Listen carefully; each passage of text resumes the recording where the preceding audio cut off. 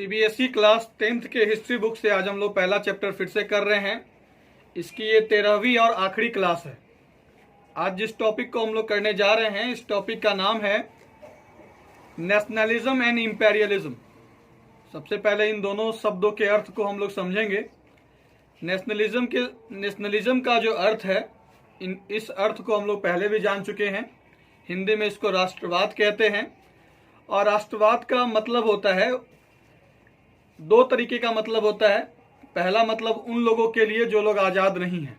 तो उन लोगों के लिए राष्ट्रवाद का क्या मतलब है कि जाति, संस्कृति, भाषा आदि की समानता के आधार पर एक स्वतंत्र राष्ट्र बनाने की जनभावना क्या कहलाती है? राष्ट्रवाद कहलाती है। अब दूसरा पहलू है राष्ट्रवाद का। दूसरे पहलू में राष्ट्रवाद का अर्थ है कि राष्ट्र प्रेम व राष्ट्र पर गर्व की भावना, राष्ट्रीयता अर्थात अपने राष्ट्र को अन्य राष्ट्रों से श्रेष्ठ मानना, सबसे ऊपर मानना राष्ट्रवाद कहलाता है। मतलब कि जब अगर आप एक आज़ाद देश से बिलोंग करते हो और आपको तभी लोग कहेगा कि आप राष्ट्रवादी हो जब आपके अंदर आपके देश के प्रति प्रेम हो, गर्व हो, देश कुछ अच्छा तरक्की करे तो आपको भी खुशी महसूस हो। देश में संकट आ जाए, कुछ भी आ जाए तो आप इसमें दुखी हो, तो इस तरह की जो फीलिंग होती है अपने राष्ट्र के प्रति मर मिटने की, राष्ट्र के उन्नति करने में खुश होने की, राष्ट्र के संकट में आने पर दुखी होने की जो मनोभावना होती है, मनोदशा जो होती है, और किसी भी अन्य राष्ट्र से अपने राष्ट्र को ऊंचा मानने की जो मनोदशा होती है, वो राष्ट्रवाद कहलाती है। ये इस विचारधारा को हम लोगों ने पहले भी जान लिया है नेशनलिज्म टॉपिक के शुरुआत में ही। इस टॉपिक के शुरुआत में ही हम लोगों ने पहले ही जान लिया है। जो सेकेंड वर्ड है इस टॉपिक का वो है इंपेरियलिज्म। इंपेरियलिज्म का अर्थ होता है साम्राज्यवाद, या यूं कह लो कि अपने साम्राज्य का विस्तार करना। साम्राज्य का विस्तार मतलब कि अपने देश की सीमा को बढ़ाते रहना। एक देश अपनी देश की सीमा को बढ़ाते रहे तो वो कहा जा सकता है कि वो इंपेरियलिज्म के रूल्स को फॉलो कर रहा है।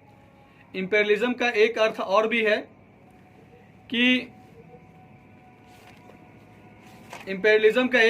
है कि यह एक राजनीतिक व्यवस्था है जिसमें एक धनी और शक्तिशाली राज्य जो है वो एक कमजोर राज्य पर अपना प्रभुत्व जमाता है। या यूं कह लो, ये इसकी सबसे अच्छी एग्जांपल ये होगी कि एक समय था जब इंडिया में राजतंत्र था।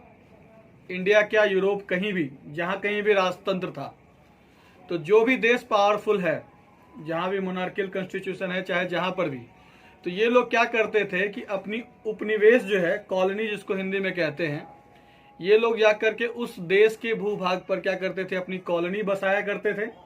वहाँ का रॉ मटेरियल इस्तेमाल करते थे, फिनिश्ड गुड्स को अपने देश में बनवाते थे, अपने देश में रॉ मटेरियल बेचते थे, वहाँ से फिनिश्ड गुड बनती थी और उस फिनिश्ड गुड्स को फिर वो वहाँ क्या करते थे, बेचते थे।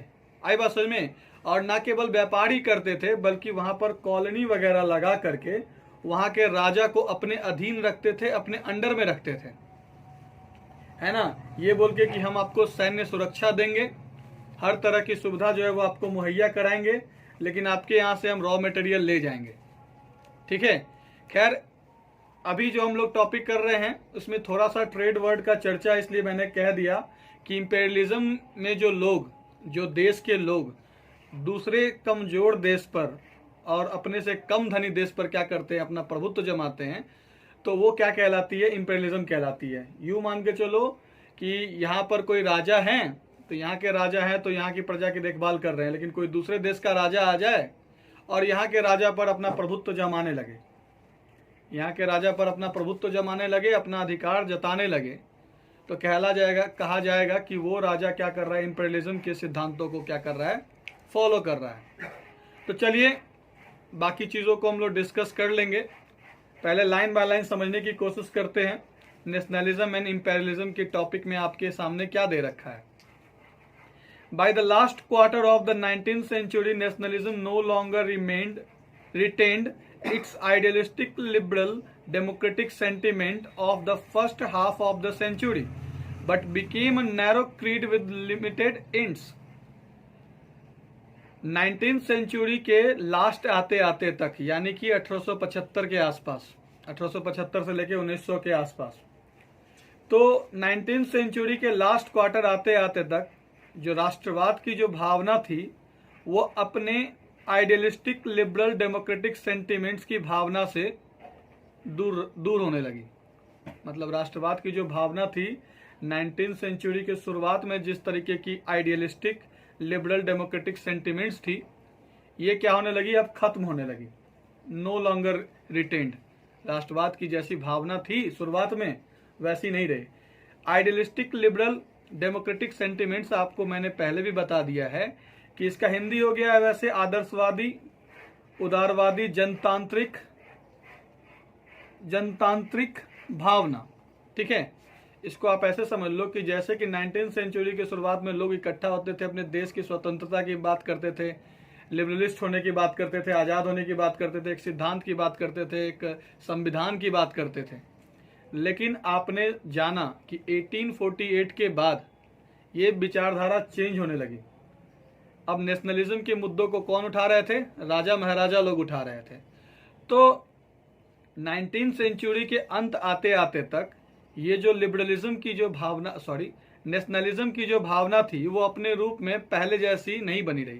पहले जो इसका आइडियलिस्टिक लिबरल डेमोक्रेटिक सेंटिमेंट था, है ना, ये अपने इस रूप में तो नहीं बनी रही जो ये पहले 19वीं सेंचुरी की शुरुआत में होती थी। तो 19वीं सेंचुरी के लास्ट क्वार्टर आते आते ये भावना क्या हो गई, खत्म हो गई। But became a narrow creed with limited ends. लेकिन उसके बाद क्या हो गई कि राष्ट्रवादी विचारधारा क्या हो गई, एक narrow creed with limited ends बनकर आ गई। मतलब नैरो कहते हैं बहुत छोटा, संकीर्ण को कहते हैं, क्रीड कहते हैं सिद्धांत को। तो राष्ट्रवाद का मतलब जो है वो 19वीं सेंचुरी के अंत आते आते तक किस चीज में बदल चुका था, नैरो क्रीड में, मतलब संकीर्ण सिद्धांत और जिसकी सीमित उद्देश्य हो।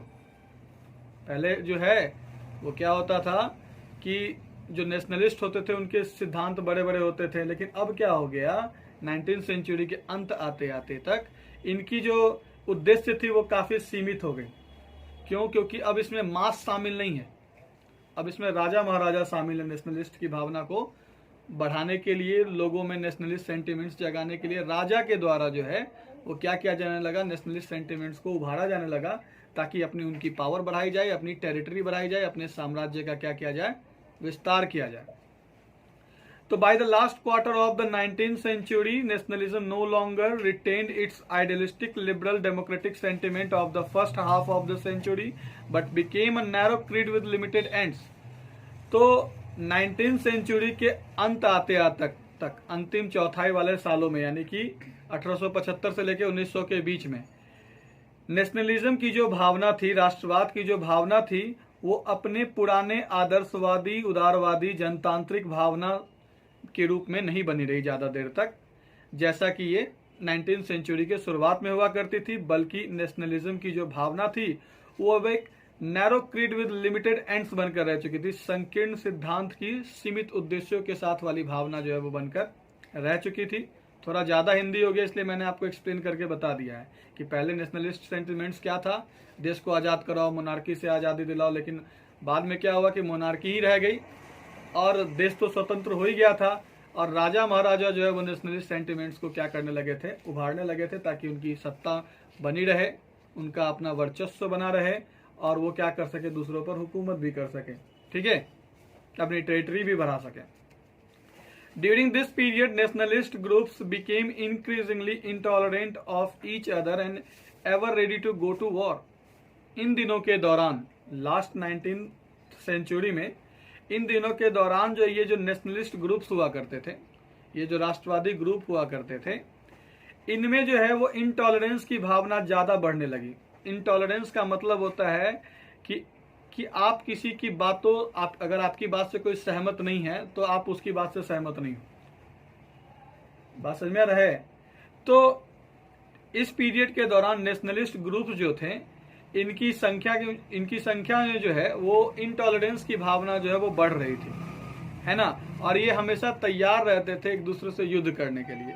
थोड़ा दूर और आगे समझ में आएगा कि ये बात क्या है, ये हेडिंग है, ठीक है। आपको समझ में आएगा कि किन कारणों की वजह से ये लोग एक दूसरे से लड़ने मरने को तैयार थे। दरअसल बात ये थी कि सबको नई नई आज़ादी मिली थी, सबको साम्राज्यवाद मोनार्की सिस्टम से आज़ादी मिली थी, कोई ओटोमन एम्पायर से अलग हो रहा था, तो सब अपनी अपनी टेरिटरी डिसाइड करने में लगा था कि यहाँ से यहाँ तक क्षेत्र मेरा है। तो जब कोई डिसीजन की बात आती है तो लोग चाहते हैं ना कि ज़्यादा से ज़्यादा मेरा हो, बात समझ में आ रहा है। तो ये टेरिटरी पाने की कोशिश में एक दूसरे के प्रति लोग क्या हो चुके थे, असहनशील हो चुके थे, एक दूसरे की बात को बर्दाश्त नहीं कर रहे थे। अगर कोई कमज़ोर है तो उसे दबा कर ही सही, लेकिन उसकी टेरिटरी को अपने अंदर में क्या कर रहे थे, मिला रहे थे। बाल्कन्स वाले एग्जाम्पल से आपको ज़्यादा अच्छा समझ में आएगा, ठीक है। तो इस पीरियड के दौरान जो नेशनलिस्ट ग्रुप्स थे वो काफ़ी ज़्यादा क्या हो गए थे, असहनशील हो गए थे एक दूसरे के प्रति, और युद्ध करने को तैयार थे, युद्ध पर जाने को तैयार थे। The major European powers in turn manipulated the nationalists' aspirations of the subject peoples in Europe to further their own imperialist aims। और इन बातों का फायदा उठाया जब छोटे छोटे राष्ट्र जो है वो आपस में लड़ रहे थे, तो जो यूरोपियन पावर्स थी, जैसे Russia, Germany, England, Austro Hungary, ठीक है, ये जो पावर्स थी, अभी आगे सबसे इस पेज के सबसे लास्ट पैराग्राफ में इस चीज की चर्चा है, ठीक है। तो जो मेजर यूरोपियन पावर्स थी उन्होंने इनके इस मनोभावना का क्या करने शुरू किया, इस्तेमाल करना शुरू किया। जब छोटे छोटे देश लड़ रहे थे तो ये जो यूरोपियन पावर्स थी, ये जो 4 यूरोपियन पावर्स की जो चर्चा करी गई है, Russia, Germany, England, Austro Hungary, इन्होंने इनको मैनिपुलेट करने का काम किया। मैनिपुलेशन का मतलब होता है कि किसी को बेवकूफ़ बनाकर अपना उल्लू सीधा कर लेना। 2 लोग लड़ रहे हैं तो एक की मदद कर दो ताकि उसके रिसोर्सेज पे आप क्या कर लो, कब्जा कर लो, ठीक है। तो जब ये छोटे छोटे राष्ट्र जो है, जब एथनिक ग्रुप्स थे एक्चुअली उस टाइम में, अभी ना राष्ट्र है, उस समय जब ये एथनिक ग्रुप्स जो है वो लड़ रहे थे, तो यूरोपियन पावर्स ने क्या किया, इसका इस्तेमाल किया, इन नेशनलिस्ट एस्पिरेशंस को, राष्ट्रवादी आकांक्षाओं को, मतलब राष्ट्र बनाने की जो उम्मीदें थी इनका इस्तेमाल किया, और यूरोप की बड़ी बड़ी ताकतों ने इनका क्या किया, इस्तेमाल किया, और अपनी जो इंपेरियलिस्ट एम्स थी उनकी, इंपेरियलिस्ट का मतलब साम्राज्य विस्तार की नीति है ना, साम्राज्य विस्तार की नीति से संबंधित जो उद्देश्य था उसको बढ़ाने के लिए इन्होंने क्या करना शुरू किया, इन लोगों को मैनिपुलेट करना शुरू किया, मतलब इनका सपोर्ट करके क्या किया, अपना उल्लू सीधा करने की कोशिश इन्होंने करी। आई बात समझ में। अब इसको कहानी टाइप आप समझोगे सेकेंड पैराग्राफ से, ये थोड़ा सा मुहावरिक अंग्रेजी इसको बोलते हैं, है ना, थोड़ा सा आपको लगा होगा कि अरे भाई साहब कौन कौन सा डिफिकल्ट वर्ड सुन रहे हैं, ठीक है। तो बात समझ में आई। तो अब आगे देखते हैं क्या है। The most serious source of nationalist tension in Europe after 1871 was the area called the Balkans. ये बाल्कन्स वाले एग्जाम्पल से समझ में आएगा कि किस तरीके से इंपेरियलिस्ट एम को इंपेरियलिस्ट द्वारा जो है वो बढ़ावा दिया जा रहा था। तो जो सबसे serious source of nationalist tension था, जो सबसे गंभीर राष्ट्रवादी तनाव का जो स्रोत था, सोर्स था, सबसे ज्यादा गंभीर तनाव जो है वो कहाँ शुरू हुआ था, यूरोप में 1871 के बाद एक एरिया में शुरू हुआ था जिस एरिया को बाल्कन्स कहते हैं। एक बहुत बड़ी एरिया है जो आपको ब्लैक सी,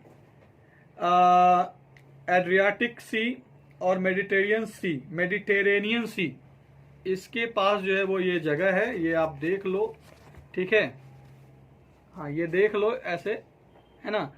तो ये आप देखो कि यहाँ पर जो है वो ब्लैक सी है ना, यहाँ पर ब्लैक सी है, यहाँ पर क्या है, मेडिटेरेनियन सी है, ठीक है, और यहाँ पर जो है वो क्या है, आपको एड्रियाटिक सी है। इसके आसपास का जो एरिया है जो नाम में दे रखा है, इस नाम की चर्चा आपके बुक में भी है, जैसे Romania, Bulgaria, Albania, Greece, Macedonia, Croatia, Bosnia, Herzegovina, Slovenia, Serbia, Montenegro, ये सब जगह है। ये जो मैप में भी दिखाया जा रहा है और आपके बुक में भी नाम दे रखा है। तो इस एरिया को क्या कहा जाता था, बाल्कन्स कहा जाता था, ठीक है। तो इस एरिया के एग्जाम्पल से आप समझ में आ जाएगा आपको कि किस तरीके से इन देशों की अपने आप को स्वतंत्र करने की भावनाओं को मैनिपुलेट करने का काम किसने किया, यूरोपियन पावर्स ने किया। किसने, कौन से यूरोपियन पावर्स ने, Russia, Germany, England, Austro Hungary. और इन्होंने क्यों किया, इनकी मदद क्यों करी, कैसे मैनिपुलेट किया, इनका सपोर्ट सपोर्ट करने से क्या हुआ कि इनको वहाँ का सपोर्ट मिल गया, इन्होंने वहाँ जाके अपनी कॉलोनी स्थापित करी और अपना व्यापार उपार बढ़ाना इन्होंने क्या किया, शुरू किया। ठीक है, किसी भी दूसरे देश में घुसोगे तो आपको घुसने का पहले वो इजाजत देगा तभी तो जो सबसे most serious source of nationalist tension था, राष्ट्रवादी जो तनाव था, उसका जो सबसे ज्यादा गंभीर स्रोत था यूरोप में, वो 1871 के बाद जो है वो एक एरिया था बाल्कन्स में ये शुरू हुआ। The Balkans was a region of geographical and ethnic variations comprising modern day Romania, Bulgaria, Albania, Greece, Macedonia, Croatia, Bosnia, Herzegovina, Slovenia, Serbia and Montenegro, whose inhabitants were broadly known as the Slavs। ये line बहुत important है, इसको हम आपको बार बार repeat करके सुना भी रहे हैं, आप ध्यान से समझो। तो जो सबसे गंभीर राष्ट्रवादी तनाव का जो स्रोत था, सबसे ज्यादा जो राष्ट्रवादी तनाव हुआ, मतलब राष्ट्रों के बीच में जो तनाव हुआ अपनी टेरिटरी के विस्तार को लेकर, अपनी टेरिटरी, अपनी सीमा क्षेत्र तय करने को लेकर, वो कहाँ शुरू हुआ था? एक एरिया में शुरू हुआ था, यूरोप के एक एरिया में शुरू हुआ था 1871 के बाद। इस एरिया को क्या कहा जाता था? बाल्कन्स कहा जाता था। और जैसा कि मैंने अभी आपको मैप में भी दिखाया कि बाल्कन्स जो रीजन, जो एरिया है, वहां पर क्या क्या थी? ज्योग्राफिकल एंड एथिकल वेरिएशंस थी। ज्योग्राफिकल मतलब यहाँ के भूभाग में, यानी कि मिट्टी के बनावट में, कहीं पहाड़ होगा, कहीं आइलैंड होगा, कहीं कुछ होगा। तो यहाँ की ये जो एरिया थी, वहां पर ज्योग्राफिकल और एथनिक वेरिएशन, एथनिक तो जान ही रहे हो, रंग रूप, बोलचाल के आधार पर, कॉमन हिस्ट्री के आधार पर लोगों का अलग एक ग्रुप बना देना, वो एथनिक वेरिएशन। तो ये जो बाल्कन्स वाला एरिया था, यहाँ पर भौगोलिक और जातीय क्या थी? भिन्नता थी। ज्योग्राफिकल और एथनिकल क्या थी? भिन्नता थी। और ये बाल्कन्स वाला जो रीजन था, वो आज का कौन कौन सा देश है? Romania, Bulgaria, Albania, Greece, Macedonia, Croatia, Bosnia, Herzegovina, Slovenia, Serbia, Montenegro. और इसके हैबिटेंट्स जो हैं, इनको किस नाम से जाना जाता था? स्लाव्स के नाम से जाना जाता था। SLAVS, स्लाव्स के नाम से जाना जाता था। ये आप याद रखना। इसी वाला पैराग्राफ से, ये नीचे वाले दो पैराग्राफ से आपको ऊपर का पैराग्राफ का मीनिंग क्लियर होगा। ठीक है, जो आपको इडियोमेटिक ढंग से बताया गया था। ठीक है, तो ये बाल्कन्स वाला एरिया आपने समझ लिया, और ये भी जान लिया कि भाई साहब यहाँ पर क्या था? ज्योग्राफिकल और एथनिक वेरिएशंस थी। और यहाँ के जो इनहेबिटेंट्स थे, उनको क्या कहा जाता था? स्लाव्स कहा जाता था। ये आज का देश का नाम दे रखा है। आप इस देश के नाम को मैप में आइडेंटिफाई कर लो यहाँ पर, और समझ लो कि ये पूरा एरिया जो है वो क्या है? बाल्कन्स था। और यहाँ के लोग क्या कहलाते थे? स्लाव्स कहलाते थे। हालांकि अलग अलग यहाँ पर क्या थी? ज्योग्राफिकल और एथनिक वेरिएशंस थी। A large part of the Balkans was under the control of the Ottoman Empire. The spread of the ideas of romantic nationalism in the Balkans, together with the disintegration of the Ottoman Empire, made this region very explosive. तो ये जो the spread of the ideas of romantic nationalism, अपने राष्ट्र के बनाने को लेकर के जो लोगों में खुमारी थी, इसका विचार जब लोगों में फैलने लगा कि हमारा खुद का राष्ट्र हो, है ना, ये जब रोमांटिसिज्म लोगों में फैलने लगा, इसका विचार जो लोगों में फैलने लगा बाल्कन्स में, बाल्कन्स वाले एरिया में, स्लाव्स के बीच जब ये विचार फैलने लगा, और उसी समय क्या हुआ था कि ओटोमन एम्पायर का डिसइंटीग्रेशन हो रहा था। यानी कि धीरे धीरे ये एम्पायर जो है वो विघटित हो रही थी, यानी कि खत्म हो रही थी। ठीक है, तो जब किसी बड़े साम्राज्य का कोई एरिया होगा और वो साम्राज्य धीरे धीरे खत्म हो रहा होगा, तो लोग तो चाहेंगे ना कि हम अपनी टेरिटरी डिसाइड कर लें। ठीक है, क्योंकि वो एथनिक ग्रुप के आधार पे अपने आप को अलग कर लेंगे। ठीक है, तो जो बाल्कन्स का जो एक बहुत बड़ा हिस्सा था, वो ओटोमन एम्पायर के कंट्रोल में था, उसके अधीन था, उनके शासन में था। और उसी समय, जिस समय जो है वो ओटोमन एम्पायर का विघटन हो रहा था धीरे धीरे, उसी समय बाल्कन्स में जो है वो नेशनलिज्म की भावना, राष्ट्र के प्रति प्यार, खुमार, अपना राष्ट्र बनाने की भावना जो है वो जागृत हो रही थी। और इसी वजह से जो है ये जो रीजन है, ये जो प्रदेश है, ये जो एरिया है, वो बड़ा एक्सप्लोसिव हो गया, विस्फोटक टाइप। मतलब अलग अलग एथनिक ग्रुप के लोग अलग अलग राष्ट्रीय स्वतंत्रता की मांग करने लगे, सब लोग अपना अपना क्या करने लगे? टेरिटरी डिसाइड करने लगे। तो टेरिटरी डिसाइड करने में तो लड़ाइयाँ तो होती ही हैं। तो ये एरिया क्या बन गया? बहुत ज़्यादा एक्सप्लोसिव बन गया। All through the 19th century, the Ottoman Empire had sought to strengthen itself through modernization and internal reforms, but with very little success.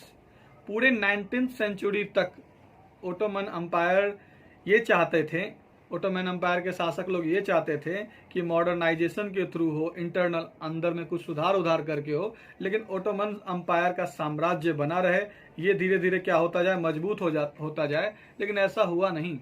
Little success, little का मतलब ना के बराबर, जो भी कोशिश हुई मॉडर्नाइजेशन के थ्रू या इंटरनल रिफॉर्म्स के थ्रू, इनको सफलता नहीं मिली।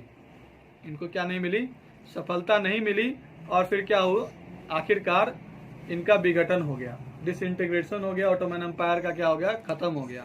तो जो लोग थे वो तो अपना टेरिटरी डिसाइड करेंगे ना। तो धीरे धीरे क्या हो गया, सब कोशिश बेकार रही, कुछ खास इनका फर्क नहीं पड़ा, मजबूत करने की कोशिश में चले थे, डिसइंटीग्रेशन हो गया, विघटन ही हो गया।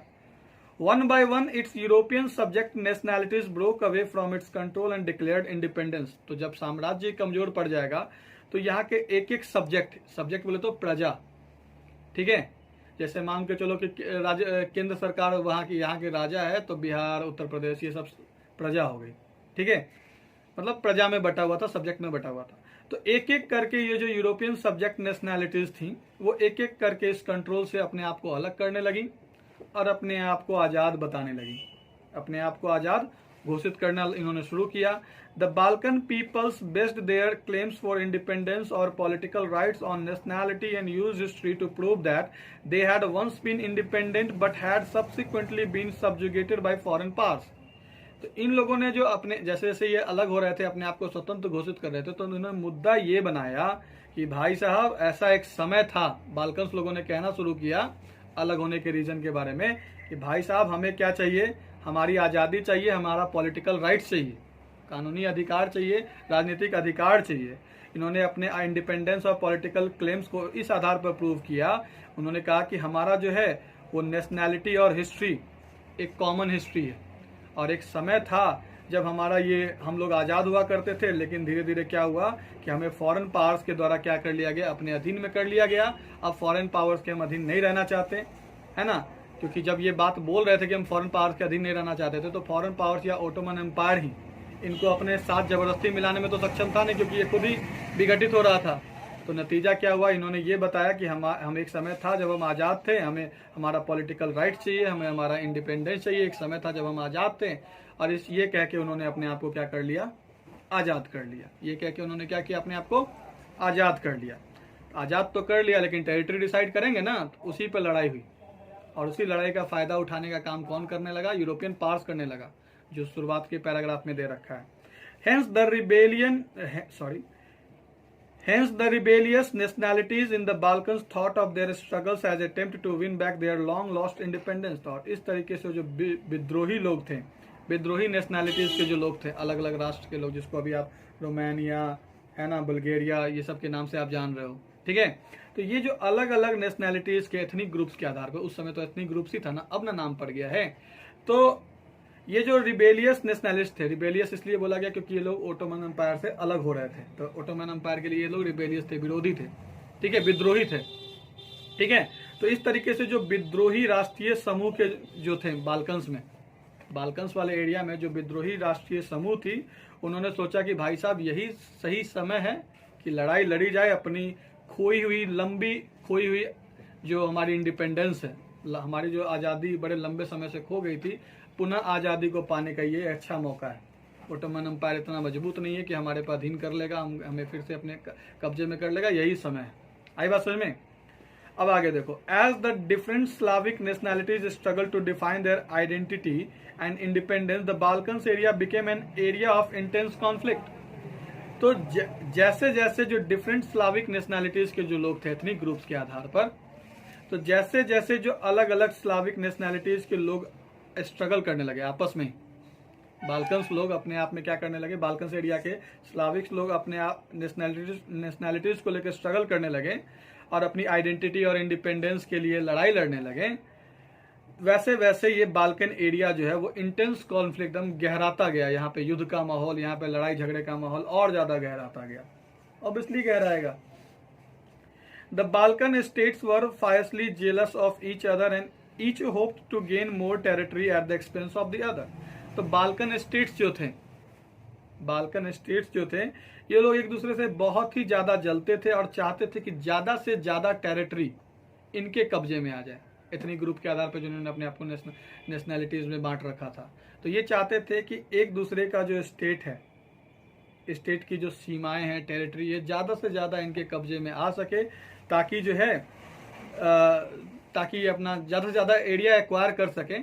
इनको इस बात से बिल्कुल फ़र्क नहीं पड़ता था कि दूसरे का एरिया हम क्या कर रहे हैं, ऑक्यूपाई कर रहे हैं। तो चाहे दूसरे का एरिया जाता है तो जाए, लेकिन हमारे एरिया में वो उनका एरिया ऐड हो जाए तो हमारा एरिया बड़ा हो जाए, ऐसी फीलिंग लोगों में आने लगी। और इसी वजह से जो है वो लोग ready to go to war थे, जो हम लोगों ने ऊपर से 5वीं लाइन 6ठे लाइन में पढ़ा। ठीक है, आई बात समझ में आ रहा है? वो पहला पैराग्राफ ही दूसरा तीसरा चौथा एक्सप्लेन किया हुआ है। ठीक है, तो जैसे जैसे जो स्लाविक नेशनैलिटीज के लोग थे अपनी आइडेंटिटी, अपने इंडिपेंडेंस को डिफाइन करने के लिए लड़ने लगे, बाल्कन एरिया जो है वो इंटेंस कॉन्फ्लिक्ट का क्या बन गया, एरिया बन गया। जो बाल्कन स्टेट्स थी वो एक दूसरे स्टेट से क्या थी, जलती थी, और सब ये उम्मीद कर रहे थे कि ज़्यादा से ज़्यादा क्षेत्र जो है वो अपने में मिला ले जाए, चाहे दूसरों को इसके लिए उसकी कुर्बानी ही क्यों ना देनी पड़े, दूसरे का एरिया ही क्यों ना छीनना पड़े। ठीक है, तो ये लोग इस वजह से जो है वो तैयार थे टेरिटरी हथियाने के लिए और प्लस युद्ध करने के लिए भी तैयार थे, और इंटेंस माहौल तो था ही। Matters were further complicated because the Balkans also became the scene of big power rivalry. Matters और ज्यादा कॉम्प्लिकेटेड हो गया, यहाँ के जो लड़ाई झगड़े थे अपनी टेरिटरी को, आइडेंटिटी को, इंडिपेंडेंस को डिसाइड करने के लिए, ये मैटर और ज्यादा कॉम्प्लिकेटेड हो गया क्योंकि बाल्कन्स जो है वो बिग पावर्स राइवलरी का भी स्रोत बन गया, एक सीन बन गया।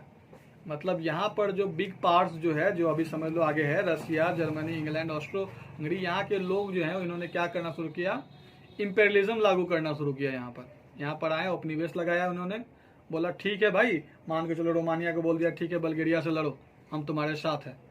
तो ये मैटर और कॉम्प्लिकेटेड हो गया क्योंकि एक दूसरे को लोग क्या करने लगे, सपोर्ट करने लगे। मान लो कि बल्गेरिया का सपोर्ट रसा कर रहा है तो रोमानिया का सपोर्ट कौन कर दिया, जर्मनी कर दिया। ऐसे मान के चलो, ऐसा कोई सपोर्ट किया या नहीं किया वो नहीं पता। ठीक है, किया या नहीं किया वो बात नहीं, ऐसे एग्जांपल। तो पहले तो आपस में लड़ रहे थे, अब पीछे किसका हाथ आने लगा, बिग पावर्स का हाथ आने लगा।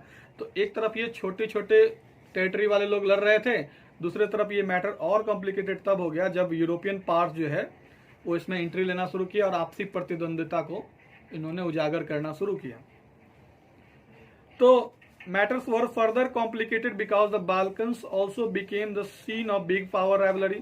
तो शक्ति की प्रतिद्वंदिता, शक्ति की कंपटीशन की वजह से जो है वो बाल्कन जो है वो और ज़्यादा क्या हो गई, एरिया जो है अपनी टेरिटरी को डिफाइन करने के लिए, आइडेंटिटी और इंडिपेंडेंस को डिफाइन करने के लिए ये क्या हो गई, और ज़्यादा यहाँ का मैटर जो है वो कॉम्प्लिकेटेड हो गया क्योंकि यहाँ के लोगों को किसका सपोर्ट मिलने लगा, जो बिग पावर्स है उनका।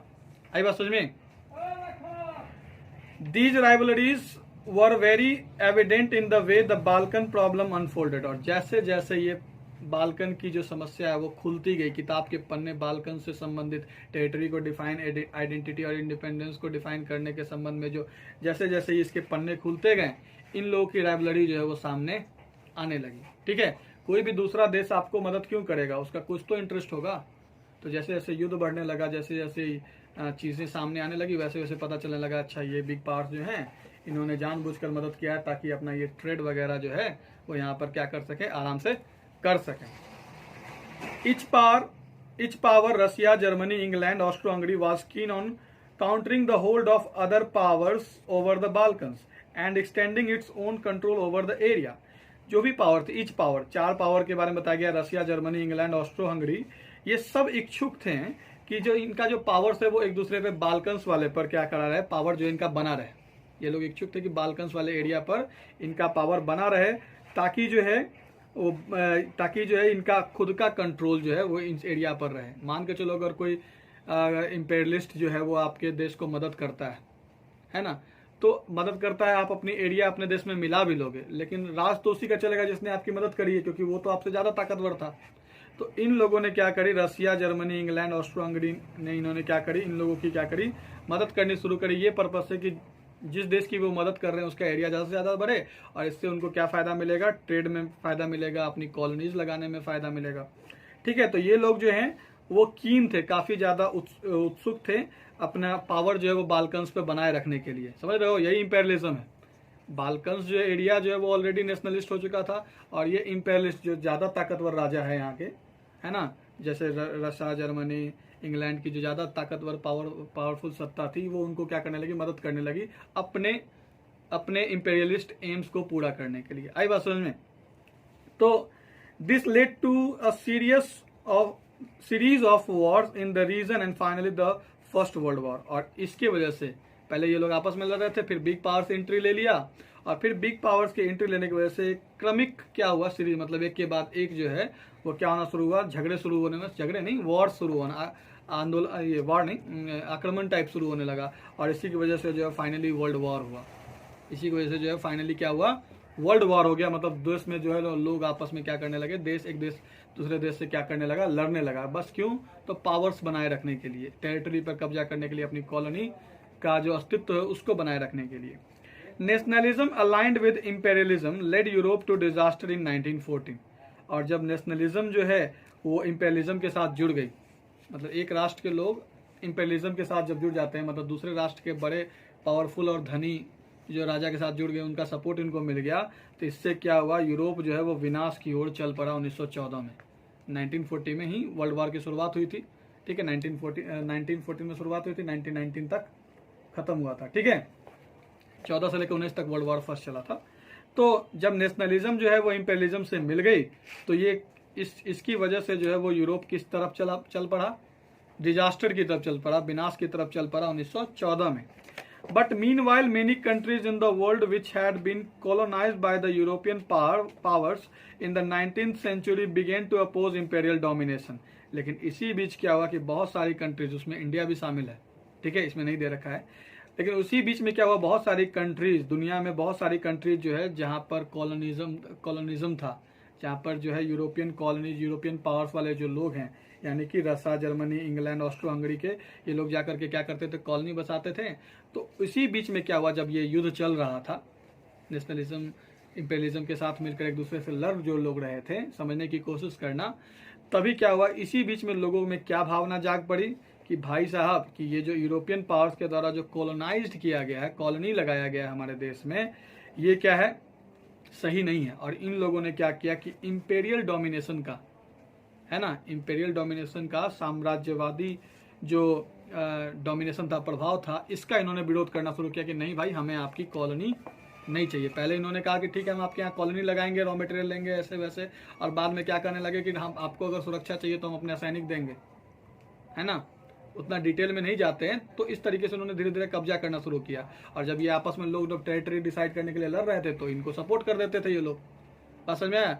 तो जब बाद में, जब 1914 में जब यूरोपियन कंट्री जो आपस में लड़ने मरने लगी, डिजास्टर की तरफ चलने लगी, तब उसी बीच लोगों को एहसास हुआ, बहुत सारे देशों को एहसास हुआ कि ये जो यूरोपियन पावर्स के द्वारा जो कॉलोनाइज्ड किया गया है हम लोगों को, ये सही नहीं है। और उन्होंने इंपेरियल डोमिनेशन के खिलाफ क्या करी, आवाज उठानी शुरू करी। The anti imperial movements that developed everywhere were nationalist in the sense that they all struggled to form independent nation states and were inspired by a sense of collective national unity forced in confrontation with imperialism। और इस तरीके से anti imperial movements जो शुरू हुई, यानी कि उपनिवेशवाद कह लो या साम्राज्य विस्तारवाद कह लो, है ना, इसके खिलाफ जो मूवमेंट शुरू हुई, हर जगह शुरू हुई, और ये सब टोटली नेशनलिस्ट था। नेशनलिस्ट लोगों ने क्या करी, ये कॉलोनी वालों के लोगों के खिलाफ जो है वो क्या करनी शुरू करी, आंदोलन शुरू करी। और इन्होंने ये आंदोलन इसलिए शुरू किया ताकि वो इंडिपेंडेंट नेशन स्टेट्स बना सकें, इंडिपेंडेंट नेशन स्टेट्स क्या कर सकें, फॉर्म कर सकें। और सब जो है वो कलेक्टिव नेशनल यूनिटी से क्या हुए थे, इंस्पायर हुए थे। पूरा देश के लोग जो है वो क्या हुए थे, एकजुट हुए थे। और उन्होंने जो है इंपेरियलिज्म का क्या किया, कन्फ्रंटेशन किया, आमने सामने किया। इंपेरियलिज्म से उन्होंने आखिरकार छुटकारा पाया और अपने आप को राष्ट्र राज घोषित करने में वो सफल रहे। अपना देश का संविधान बना, कहीं कुछ हुआ, कहीं कुछ हुआ, और देश धीरे धीरे अपने अपने ढंग से लोग क्या करने लगे, चलाने लगे। European ideas of nationalism were nowhere applicated. और फिर जो ये जो नेशनलिज्म का जो यूरोपियन आइडियाज था वो दूसरी जगह फिर दोहराया नहीं गया। फिर जो ये सब चीज़ बाल्कन्स में हुआ, चाहे फिर वो जो भी हुआ, फिर ऐसी नौबत नहीं आई, फिर उपनिवेश कहीं नहीं लगा, कॉलोनी कहीं नहीं बसा फिर जा करके, ठीक है।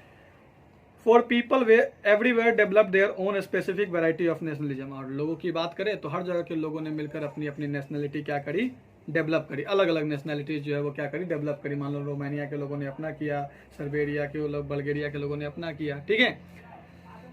But the idea of society should be organized into nation states came to be accepted as natural and universal. लेकिन इन सब घटनाओं के बाद ये जो आइडियाज था कि नेशन स्टेट्स जो है वो but the idea of societies, लेकिन सोसाइटीज का जो विचार था कि वो जो है नेशन स्टेट्स में ही होना चाहिए, नेशन स्टेट्स सोसाइटी जो है वो नेशन स्टेट्स में बननी चाहिए, है ना। ये जो है वो पूरे विश्व लेवल पर जो है वो एक नेचुरल वे में लोगों के दिलो दिमाग में ऑटोमेटिकली आने लगा कि जो है कि जो सोसाइटीज जो है उसकी क्या होनी चाहिए, अपनी नेशन स्टेट्स होनी चाहिए, अपनी क्या होनी चाहिए, अपना देश होना चाहिए। तो ये उसके बाद से ये सब भावना शुरू हो गई। तो इस तरीके से आपने देखा कि किस तरीके से जो है वो यूरोपियन कंट्रीज में जो है पहले नेशनलिज्म की भावना जागृत हुई, लोगों ने अपने आप को आज़ाद कराया, मोनार्की सिस्टम से छुटकारा मिला। तो जब मोनार्की सिस्टम से छुटकारा मिला या फिर निरंकुश शासन से छुटकारा मिला तो इम्पेरियलिज्म आया। तो इम्पेरियलिज्म भी आते आते 1914 तक आते आते जब लोग लोगों को तो शुरुआत में लगा होगा चलो भाई रसिया जैसा कंट्री हमारा सपोर्ट कर रहा है, इंग्लैंड जैसा कंट्री हमारा सपोर्ट कर रहा है, जर्मनी जैसा कर रहा है। लेकिन जब इनको एहसास हुआ रहे ये तो अपना उल्लू सीधा कर रहे थे, वर्ड यूज़ किया गया ना मैनिपुलेटेड, बेवकूफ़ बनाकर किसी को अपना काम निकालना। तो जब इनको एहसास हुआ कि अरे भाई साहब ये तो मैनिपुलेट कर रहे हैं, तब इन्होंने क्या किया, एंटी इंपेरियल मूवमेंट्स क्या किया, शुरू किया और अपने देश को क्या कराया, आज़ाद कराया और कॉलोनी से हमेशा के लिए मुक्त कराया। इंडिया में भी सेम चीज़ हुआ, ठीक है। तो यहाँ पर ये चैप्टर खत्म होता है। चलो फिगर 20 भी समझ ही लेते हैं, इसमें ऐसा कुछ खास है नहीं। A map celebrating the British Empire, ये एक नक्शा बनाया गया है जिसमें ब्रिटिश एम्पायर की क्या करी गई है, तारीफ करी गई है कि ब्रिटिश एम्पायर की हुकूमत हर जगह होगी तो बहुत अच्छा होगा। इसमें दिखाया गया कि at the top angels are shown carrying the banner of freedom, in the foreground Britannia the symbol of the British nation is triumphantly sitting over the globe. The colonies are represented through images of tigers, elephants, forest and primitive people. The domination of the world is shown as the basis of Britain's national pride. तो इसमें इस picture में जो है, इस map में जो है वो सबसे ऊपर दिखाया गया कि परियों को दिखाया गया है, एंजल्स देवियों को दिखाया गया है कि वो जो है वो आज़ादी का बैनर जो है वो अपने हाथ में ले रखी हुई हैं। और फोरग्राउंड में इसके आगे वाले भागों में ब्रिटानिया को दिखाया गया है, the symbol of British nation, British nation की जो सिंबल हैं उसको दिखाया गया है कि ये जो है बड़ा ही विजय के साथ, गर्व के साथ जो है वो ग्लोब पर बैठी हैं। मतलब ये कि ब्रिटिश गवर्नमेंट एक दिन ऐसी होगी जो पूरे ग्लोब पर क्या करेगी, कब्जा करेगी, उस पर पूरा ग्लोब पर क्या होगा, इसका शासन होगा। ऐसा इस बात में बताने की कोशिश करी गई है।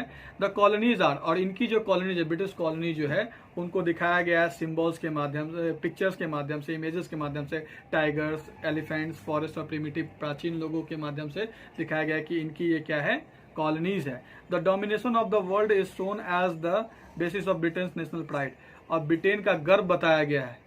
पूरे विश्व पर क्या होगा, ब्रिटेन का प्रभाव होगा, पूरा विश्व जो है वो ब्रिटेन के प्रभाव के अधीन होगा। इस बात को बड़े गर्व से जो है वो इस मैप में क्या किया गया है, बताया गया है, ठीक है। तो यहाँ पर ये आपका क्लास आखिर आज खत्म हो जाता है 13 क्लास में। आप इसको बार बार देखो, इसमें मैंने कोशिश करी है कि सारी चीज़ों को अच्छे से बताया जाए, रिवाइज करो। कोई डाउट है तो बताओ।